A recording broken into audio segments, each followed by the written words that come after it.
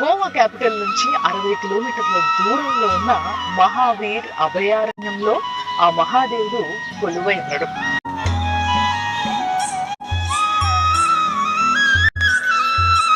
So ఇది భగవాన్ Mahavir wild life sanctuary. మొత్తం వస్తున్న దారులన్నీ కూడా కొండెంగలు, నెమళ్ళు, జింకలు.